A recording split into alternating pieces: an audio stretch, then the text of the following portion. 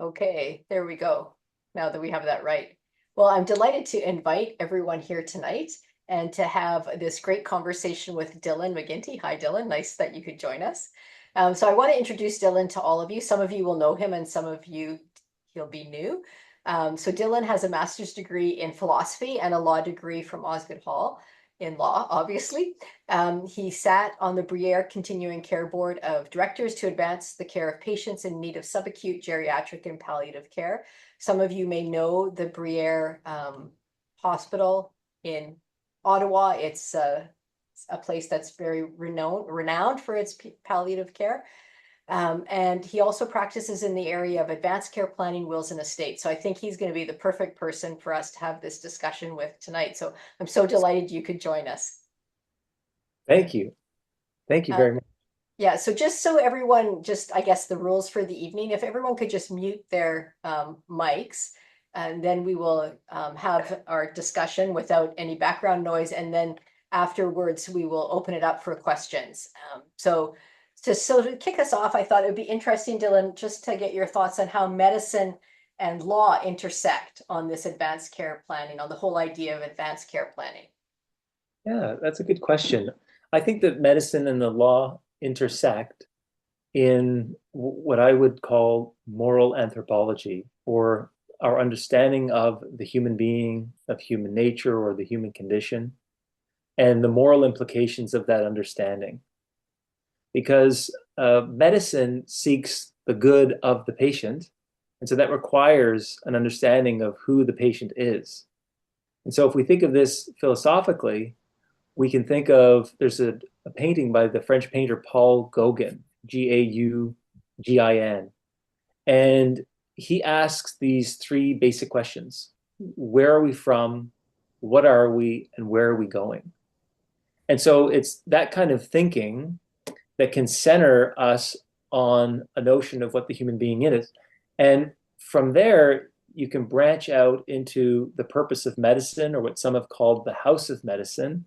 And you can also set up the parameters of your legal system that will set boundaries or open boundaries of what's acceptable to do based on that understanding of the individual. So I think that the intersection between law and medicine is the human being. And what is it we understand by that? Okay, so taking that a step farther then, so what documents would you as a lawyer or lawyers generally prepare to help people with advanced care planning? What hap, oh, someone's, okay, here, just let's make sure everyone's muted when they come on, please. So yeah, what kind of things would you prepare if you, Yes. as you are meeting with clients, or what would be left then for the doctors? Like, how does that fall out? Yeah. So there are two prevailing statutes when it comes to decisions being made on behalf of another person in the healthcare system. So the first is the Substitute Decisions Act, and the second is the Healthcare Consent Act. These are both provincial statutes. And the first, the Substitute Decisions Act, governs, as the act suggests, substitute decision making. And so it covers, among other things, the power of attorney for personal care. So the power of attorney for personal care is a document that somebody, a grantor, signs in advance, appointing husband, wife, sister, friend as the legal attorney, not to be confused with lawyer, but rather legal attorney, your substitute decision maker. So that's your substitute decision. That's your Substitute Decisions Act. It it allows you to appoint the person. The other act, the Healthcare Consent Act, is the one that regulates the making of decisions in a healthcare setting where you have an incapable patient, and the substitute decision maker is then directed to make decisions in accordance with the wishes and the values of the incapable person. And so sometimes those wishes and values are stated and sometimes they're not. So the solicitor is called upon to do up the power of attorney document and also to draw up, if the client wants to, what we call a healthcare directive, where the patient or the client says how they'd like to be treated in certain circumstances. So it could be a wish, for example, for palliative care. It could be a do not resuscitate clause under certain conditions, such as there being a terminal illness, death being imminent, and the condition being irreversible. So the power of attorney document and the healthcare directive are two documents that a solicitor is equipped to prepare for those eventualities. So actually, I have a question on that. So often you hear when people go into the hospital, they are asked about their care goals of care, and they're often asked about DNRs, do not resuscitate orders, to be put on their medical files. Is that something that then is outside of this process, or would it still fall in that process, or how does that work from a legal perspective? Well, it's supposed to fall hand in glove with the existing documents. And the fail-safe, or where the system breaks down, is in personal relationships. So the safeguard is personal relationships, but also the failure of the system is often in the lack of personal relationships. And in particular, what I mean is the personal relationship that the patient has with their substitute decision maker. So if they have their documents done up ahead of time, then the substitute decision maker should have those handy at the time of hospitalization, or get their hands on those documents if it's an urgent hospitalization. And then when that directive is given at the hospital about a DNR, a do not resuscitate, or other measures, then it's that individual that should be signing that paperwork in conjunction with what they already understand to be their husband or their child's wishes, right? So it's really that the linchpin is the person that is making the. Now you may, as a patient, be arriving and giving those instructions. Now your wishes may have changed since you last met your solicitor to draw up your documents. And so it could be that by necessity, there's a disjuncture between your power of attorney and your healthcare directive and what you write at the hospital. And that can be troubling because you may lose consciousness and your substitute decision maker is left trying to bridge that gap. So it's that personal relationship, keeping family and friends informed of what your wishes are, that's really key. Okay, so we have kind of two situations. One where you're with your solicitor and you're going through the documents, probably obviously in a calm manner, as Yes. opposed to maybe at the hospital where maybe things aren't so calm. And then there's this whole idea of consent at the time. Like, do you have the consent to give the instructions that you've given, or the capacity? So how does the law think about or crystallize the idea of consent? What are kind of the relevant factors, or capacity as well, like the capacity to make these decisions? And because they kind of go hand in hand, Yes. capacity and consent. Yeah. Yes, absolutely. When we think about consent in the Ontario health law context, a big part of that is capacity to consent, right? So when we think of consent, the antagonistic concepts that come to mind are, for example, undue influence. Was there truly consent if someone's arm is being twisted, so to speak? If there's undue pressure by a patient's circumstances, do they truly consent? Right? Are there suspicious circumstances surrounding the signing of a document? So those are three examples of um, prevailing circumstances that might vitiate consent. The other, or the fourth, would be a lack of capacity. And in Ontario, what we mean by capacity is the ability, it's an ability to understand information and to appreciate risks. Now, I think that there is something wanting in that definition of capacity because it comes from, I'll call it a content-free notion that I can have capacity to say yes or no to something, even though it harms me and it doesn't advance my best interest. as a human being properly understood. And so we go back to that notion of that moral anthropology of what is a human being.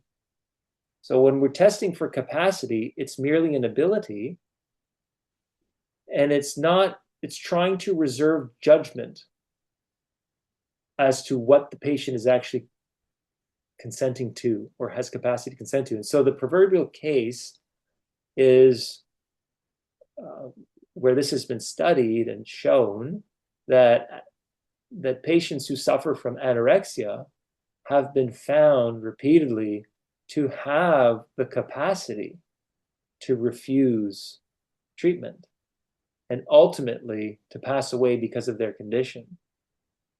And so the question, I think, if you're critical about it, is to say, is it the condition speaking? Is it the illness speaking? Or is it truly a capacity? And if the capacity tests are not equipped to distinguish, if they're not conceptually equipped to distinguish between the illness speaking and true capacity as an ability, then is there a problem with the very notion of capacity? Is it too content free? Should we be testing for something more substantive? Is the patient asking for something that's truly in the best interest of the patient? And so I think historically what you've seen is a fading away of a moral anthropology, of a notion, a commitment to something like objective truth, an objective idea of what the human person is, that's anchored in a certain tradition of thinking, a certain philosophy. And I think that's been replaced by and large throughout the 1800s and the 1900s with a prevailing idea that the patient wishes, whatever they may be, are what really prevail. And so a preference for a subjective preference over what we could call perhaps objective truth. Mm-hmm. So one of the things that you were talking about earlier, I'm going to come back to this, but I want to skip back to what you had said about relationships. What happens when, there's many Canadians who don't have family or friends who could step in for them in terms of substitute decision makers? And maybe how are you seeing that kind of unfold in your practice? I know in one case, I don't know if you want to talk about it, like, are there cases where you've been asked to step in because that person doesn't have anyone else, or as the lawyer, or do people get the public trustee? Like, how does that work out in practice when there's no one, no family or friends around? Well, the public trustee is not likely to accept an appointment because they are so busy and Okay. under-resourced. Right. And they also will likely lack that intimate relationship with the individual. The second, and the public trustee, by the way, for those who don't know, it's an office of the government of Ontario. They have offices in Toronto, Ottawa, other municipalities. And their responsibility is to look after those who don't have a guardian or a legal attorney to look after their finances.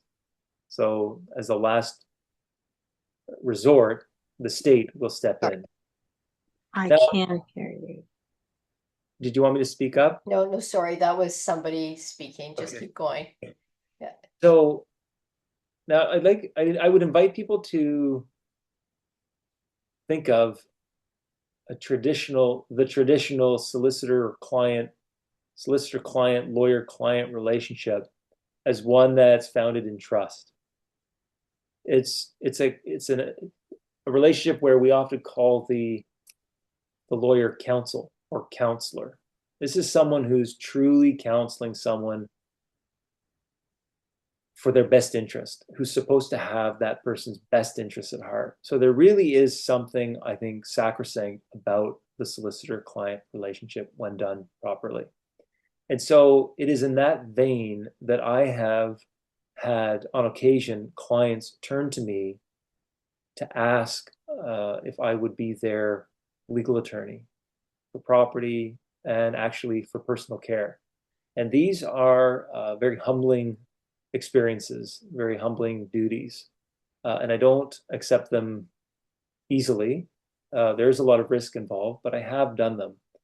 And I do have stories to share we don't have to share them tonight, or we may, but we'll see, Nicole, where you want to take us. And but I would say, yes, I have acted in that capacity. And I have seen the inner workings of the healthcare system, as probably many in our audience have also had the opportunity of seeing. And some of it is very inspiring, some of it is very frightening. Okay. Okay. I think we'll come back to that in a second.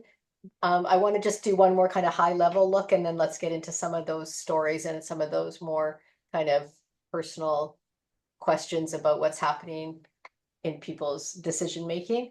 But I know in the legal community, sort of at the bar level, there's been a lot of discussion about advanced directives.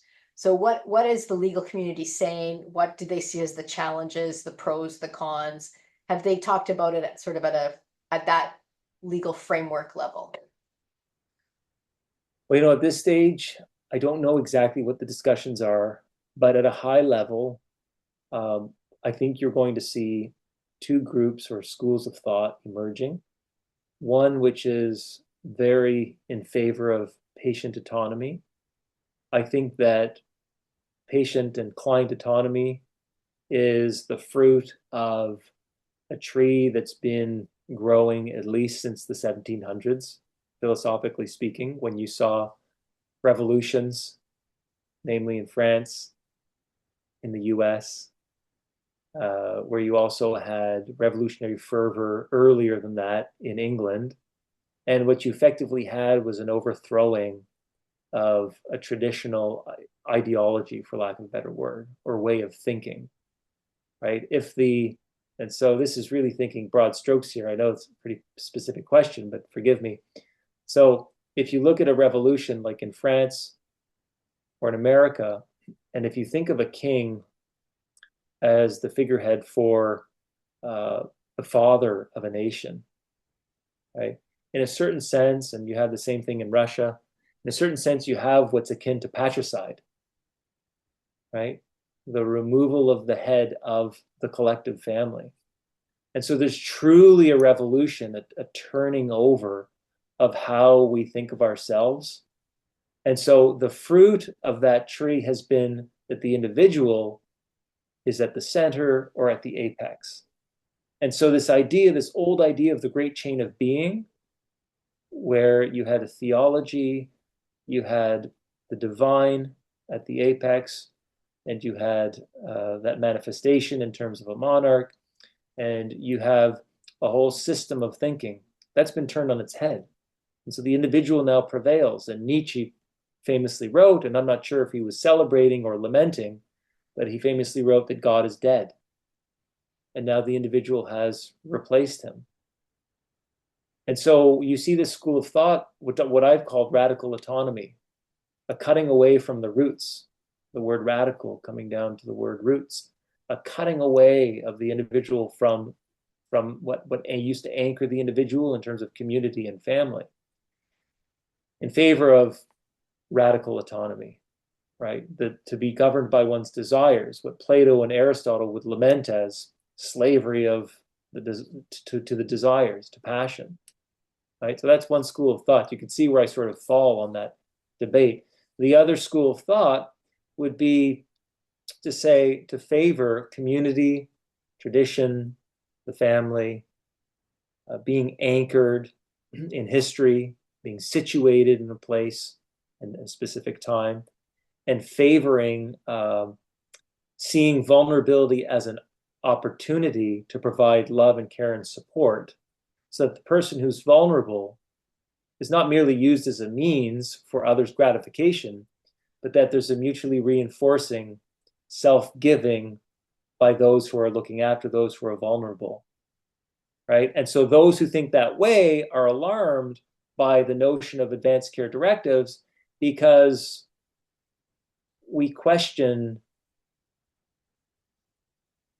an economic model where there are vast amounts of poverty, loneliness, and yet we're told that there's truly a choice for ending one's life early or having the supports in place that people need. Sure. Okay. So you raise some kind of abstract things, but like when you're talking to your clients and they're trying to work through kind of what their advanced care planning should look like, or their health directives, what are the kinds of things that are coming up? Like, what are their concerns? What are they worried about? What are they thinking about that they Well, express to you and that get put into the directive?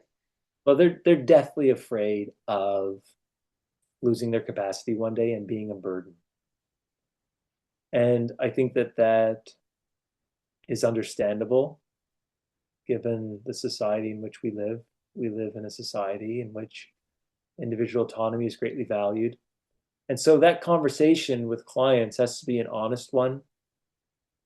A lawyer owes a client a duty of candor, to be frank.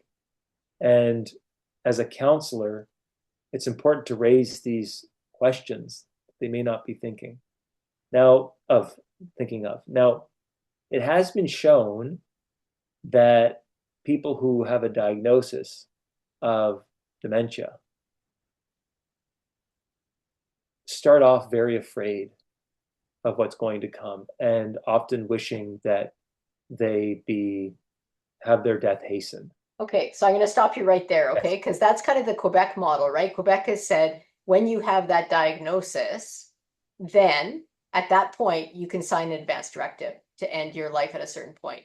But you can't do it until you have the diagnosis. So in your experience, having that diagnosis, does that impact capacity in a true sense? Like when you talked about the person with anorexia, is it their illness speaking or is it them?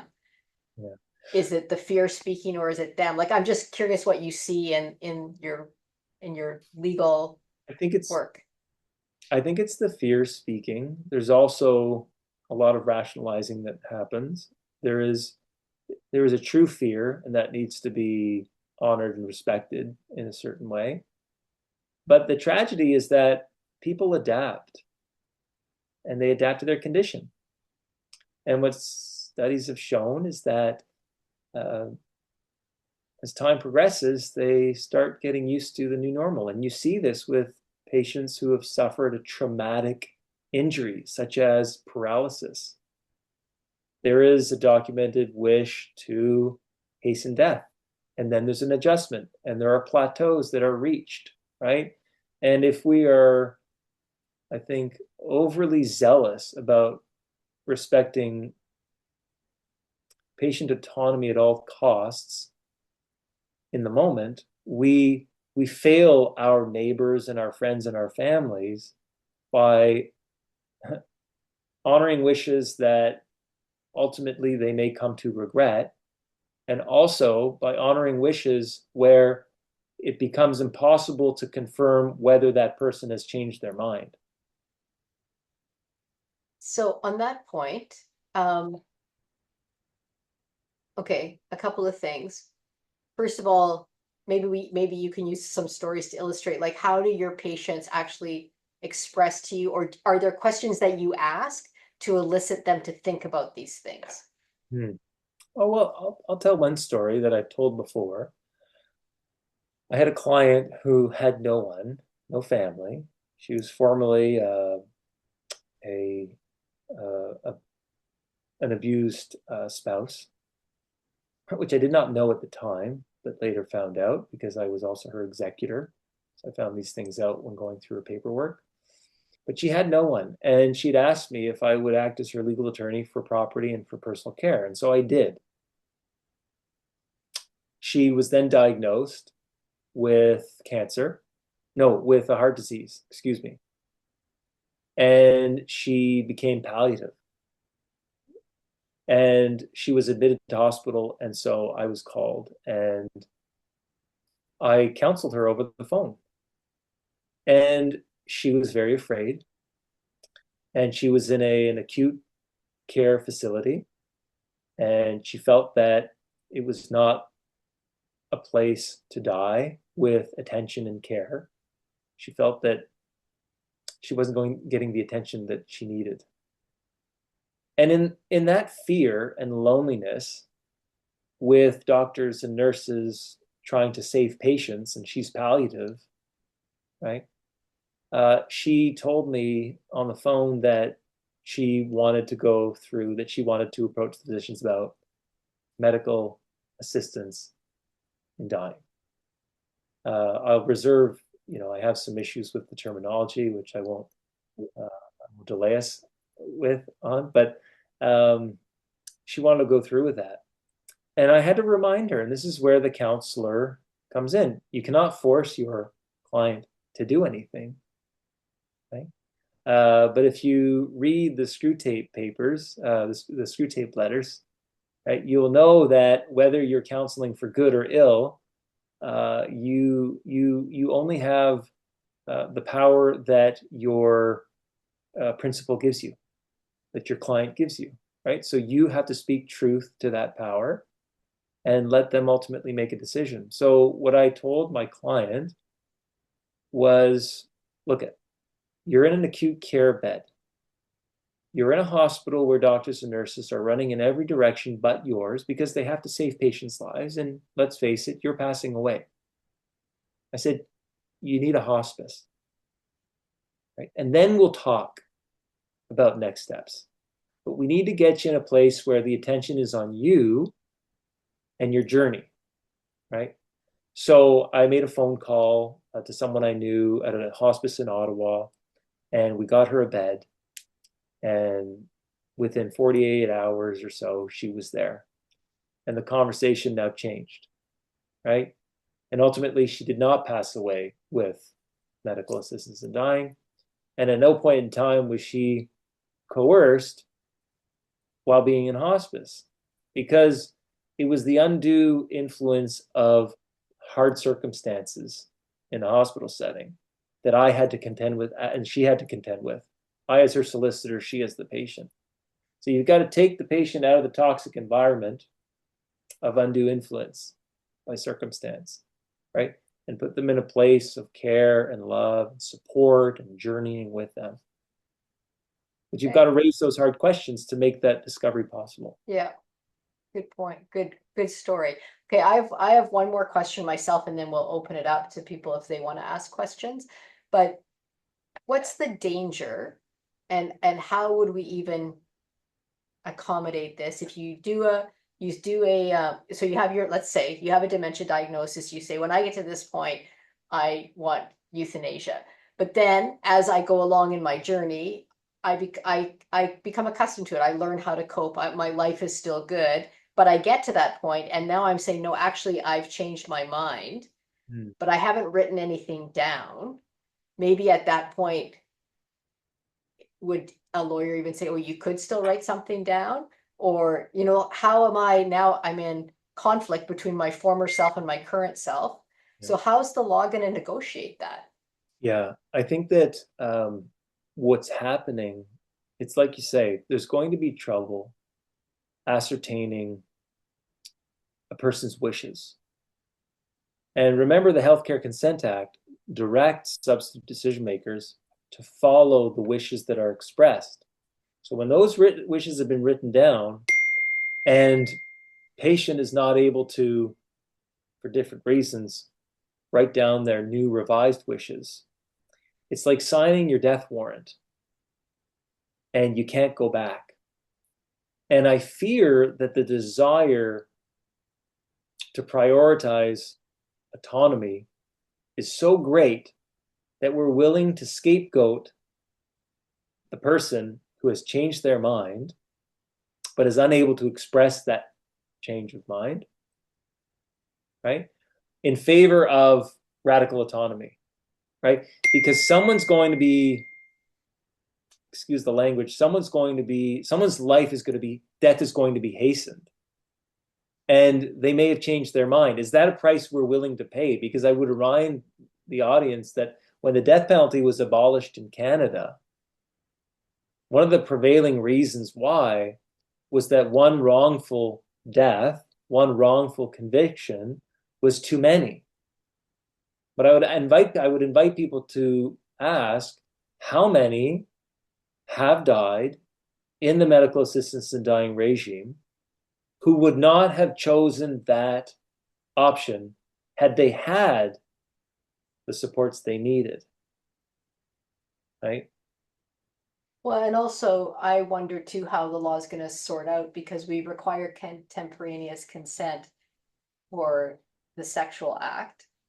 Hmm. The Supreme Court's been quite clear on that, but we're not going to require contemporaneous consent for death, which seems, I don't know, a little more definitive and serious. Um, I mean, they're both serious, but yet we treat one with the respect and seriousness it deserves, but yet with in this case, particularly with people with dementia, we're saying contemporaneous consent is off the table. We don't need that. Yeah, I think that comparison invites us to think about what are our shared priorities as a society and a civilization, right? Contemporaneous consent in one setting, but not in the other. And what flows from that? It's a very good question. I think it's a very apt analogy. Okay, I'm going to ask one question from the chat, and then we'll stop the recording. We'll open it up for other people to ask questions. So just before I ask this question, what we will do is we'll stop the recording so people can feel free to ask whatever questions they want. What I would ask you to do is just raise your hand. So if you go to the more button, you'll see, or maybe that's not where it is. I don't know. In the react button, that's where it is. You can raise your hand, and then I can bring you down. You can ask your question or make your comment. So one of the questions was, are there any existing safeguards to prevent people from financial abuse or implicit coercion that might lead them to be considering MAID when they wouldn't be otherwise? Well, there is the Criminal Code of Canada, but again, as I was pointing to before with human relationships, the strength in, I'll call it the system, for lack of a better word, that we have, are our personal relationships that would prevent that from happening. But also the greatest weakness is the personal relationships. And we live now in a time when loneliness is rampant. And so the natural checks and balances of family, neighbors, natural supports, those have eroded, right? The solvent, there's a solvent. And that's an economic model that's been in place for over 100 years. It comes down, I think, to urban planning as well, has a role to play. Where do we live? How do we live? Do we live close to family, not close? What are the drivers behind human behavior and deciding where to live? Is it purely economic? Is housing unaffordable? You have all these factors uh, as a solvent to healthy human holistic relationships that used to act as a buffer against that kind of abuse. Now, there's always been abuse, but I think one is justified in fearing about it more today. So one thing with children, like if you are a teacher or you're someone who comes into contact with children and you suspect abuse, you have a duty to report, right? You have to call the CAA, you don't have a choice. And if you don't report, then you can be in a lot of trouble. Do we have similar duties for seniors? If a senior comes into your care and you think there's financial abuse or there's coercion, is there a place to report it? Do you have a duty to report? Is there anything like that? There's a place to report. If you've been appointed, you certainly have a fiduciary obligation to do certain things and refrain from certain things. But let's say you're not appointed. There is an ability to call the Ontario Public Guardian and Trustee to report financial abuse. So we see in the system, so to speak, a desire to root that out, give people an opportunity to report it. Okay. As for the duty of the layperson to report it, I'm not sure. I know there would arguably obviously be a moral duty. I'm not sure if that's been legislated in statute. Okay, but if you thought that there was something going on, what would be your avenue to report? Is there an Ah, organ, pardon? sorry, didn't mean to Say, interrupt you. yeah, I thought of an element of the response. okay. So like, do you call the police? Do you go to is there, government agency that deals with elder abuse? Well, with the Ontario Public Guardian Trustee, you can call them to Okay, report elder financial abuse. Um, then I had a member of the public, member of the public, reach out to me as a solicitor, as a lawyer, to say she had a neighbor who she thought was being taken advantage of financially, financial abuse. And so I was able to meet with this elderly man and figure out what was really going on. And it wasn't good. It wasn't good. And we were able to fix the situation.